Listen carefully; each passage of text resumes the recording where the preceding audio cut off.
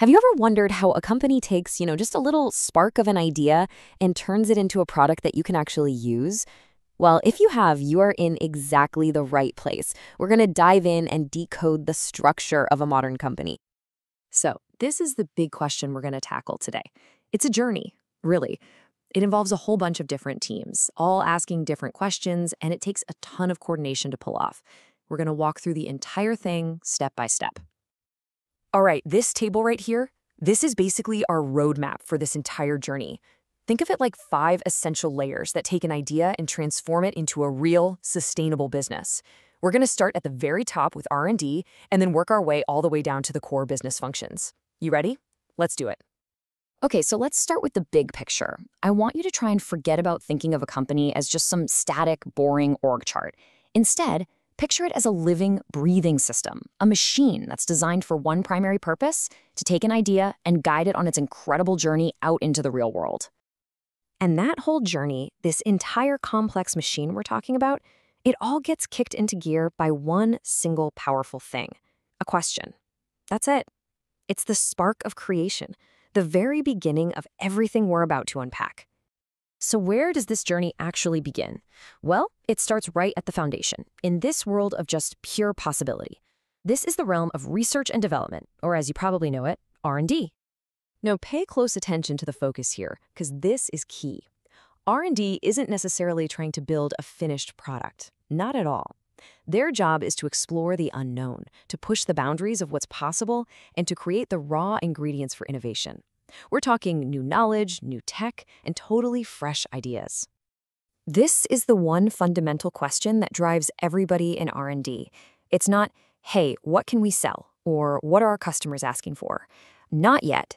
It's a pure, powerful question of pure discovery. What can we create? What's even possible? A breakthrough right here can completely redefine what every other department down the line thinks they can do. Okay, so R&D has uncovered some new, exciting possibility. So what's next? Well, now we need a team to take that raw potential and forge it into something real, something tangible. This brings us to the product creation journey. Think of this part like an assembly line, but for a digital product. It's a super logical process where each step builds directly on the one before it. We start with direction, then we move to design, then we build the thing, and finally, we make sure it actually works. Let's break down each one. First up, we've got product management. The easiest way to think about a product manager or a PM is as the captain of the ship.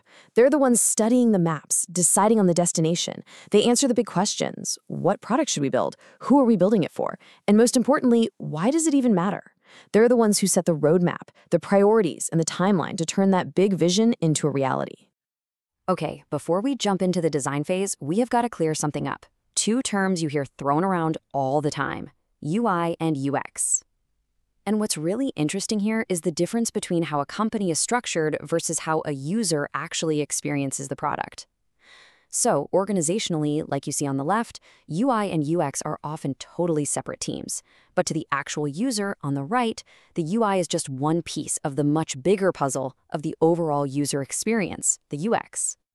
So let's break that down a bit. UX, or user experience, is the big picture. It's the architectural blueprint for a house. It's not about what color the walls are. It's about the flow from one room to the next. Does the layout make logical sense? Is it easy and intuitive to live in? That's the logic, the entire journey of the product.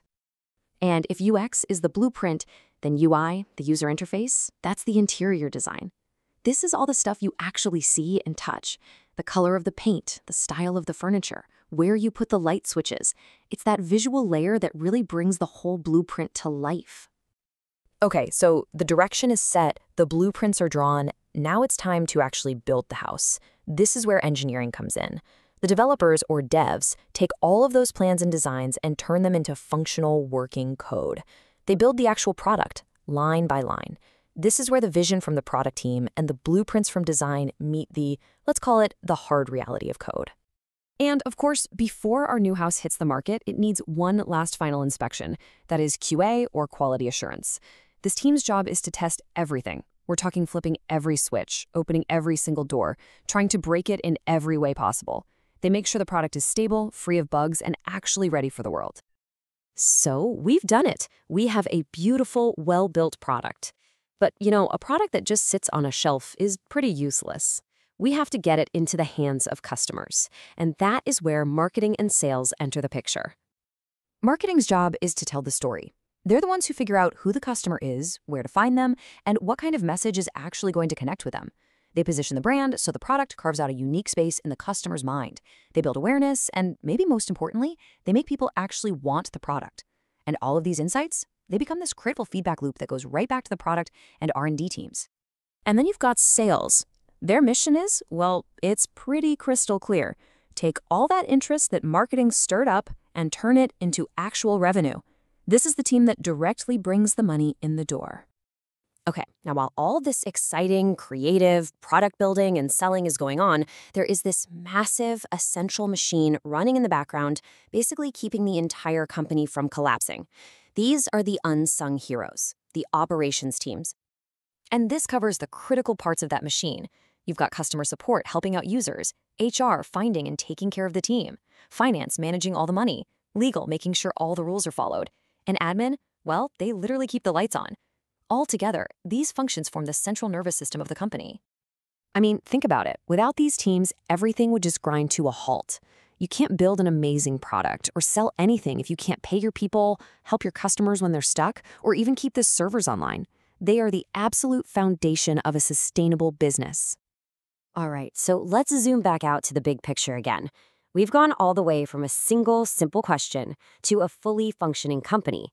Now let's look at how all these different pieces of the puzzle fit together to create one complete sustainable system. And here we are, right back at our roadmap. But hopefully it makes a lot more sense now. You see how R&D asks, what can we create? Then product asks, okay, but what should we build? Marketing and sales come in asking, how do we sell it? And operations is always asking, how do we support all of this? And every single one of those layers serves the final, bottom line layer, business, whose one question determines everything. Is this whole system creating sustainable value? And that brings us to one final question, and this one is for you. As you look at this entire machine, from the dreamers in R&D to the builders in engineering, from the storytellers in marketing to the stabilizers in operations, where do your unique skills and passions fit in? In this whole ecosystem, where do you see yourself?